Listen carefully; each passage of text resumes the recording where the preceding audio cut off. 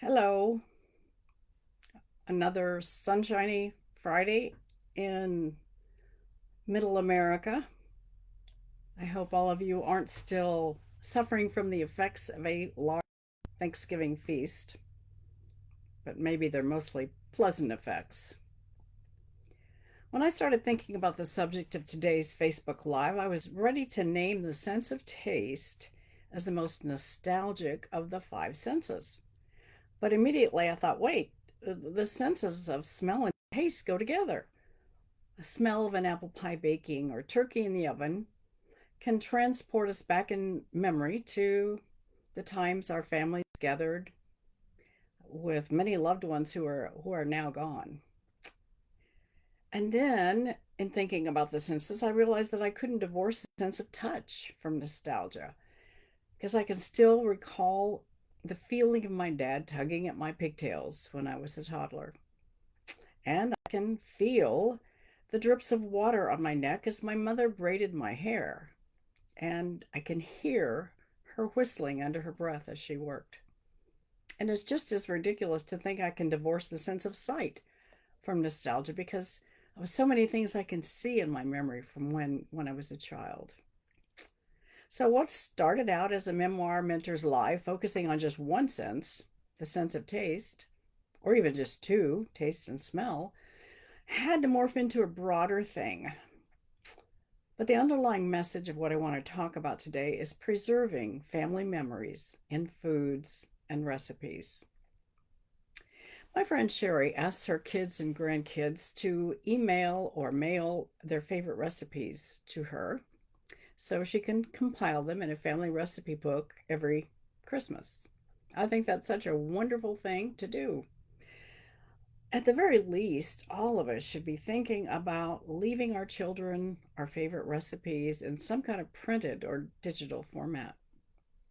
When my son moved into his first apartment, knowing how much he was going to miss home cooking, I compiled one of the family's favorites, some of the family favorites, and put them in a crock pot as an apartment warming gift.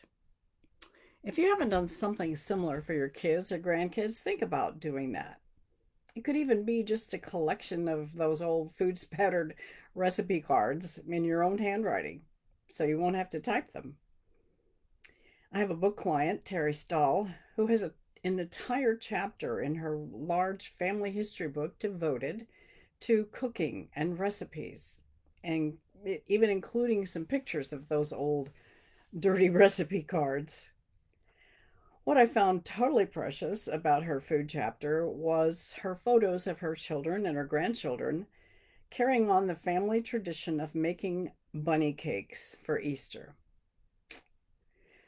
Somehow, our family traditions of special occasions with special foods really stirs up wonderful memories and strong emotions. Something I wrote about food and recipes appeared in the latest edition of 105 Meadowlark Reader, a collection of essays from Kansas writers published by Meadowlark Press. To show you how strong the family ties are surrounding the sense of taste, I'm going to read parts of the essay that I wrote, an essay entitled Kitchen Disasters and Life Lessons.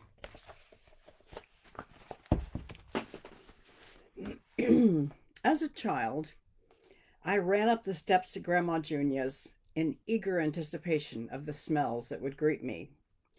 Rushing through the screen door that listed on its hinges and never closed properly, taking care not to trip over the porch's rotting floorboards, I'd throw open the door to find her just inside, seated perpetually in a wheelchair with lymphedema swollen legs, wearing an apron dusted with flour, and working at a massive pull out breadboard. Not only was her apron soiled with flour, but her arms were white with it, all the way up to her elbows. She was in her element, though, spending hours at her post, kneading and pushing dough around to produce soft rolls and pies plump with fillings. And oh, the smells that emanated from that space. I couldn't wait for the extra bits of pie dough that she had sprinkled with cinnamon and sugar and baked just for her grandkids.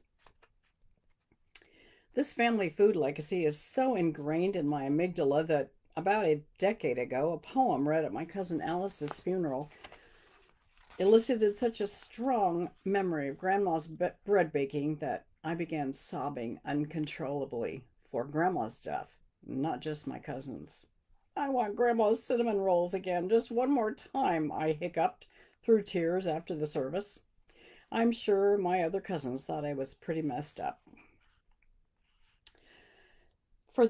Further on down in the essay, I talk about the fact that I finally accepted that there is no way I'll ever be able to duplicate my mother's chocolate meringue pie. I tried. I made it in a double boiler, just like she always did, and with bar chocolate. I made the crust with oil, flour, and salt, squished between two sheets of wax paper with a rolling pin. Then I waited impatiently for the meringue to reach soft peak stage. I swirled the fluffy egg whites into artistic peaks and left those peaks brown evenly in the oven. When my version cooled enough to eat, there was something crucial missing. It just didn't taste like Mother's. And it took me a little while to realize that she was the missing ingredient. So I think that if we preserve the recipes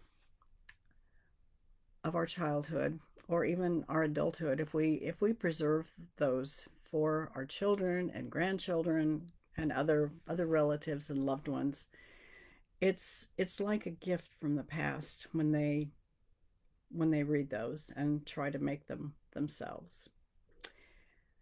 What tastes from your past are the strongest and evoke the most emotion? I urge you to begin now to collect the artifacts of those wonderful memories of taste and smell, whether it's a food spattered index card or a photograph of your kids decorating holiday cookies. These memories are so worth preserving, and they can maintain connections and precious memories through the decades. I wish you all a good weekend. I hope you're not miserable from overeating, and we'll see you next time.